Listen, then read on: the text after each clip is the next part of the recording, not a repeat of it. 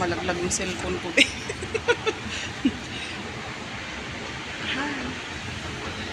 Pag nalaglag cellphone mo dyan, ayun na. Sorry. Punta kami, bili kami ng merenda at kakain kami ng pansit. Yay. Buti na lang may malapit na bilihan.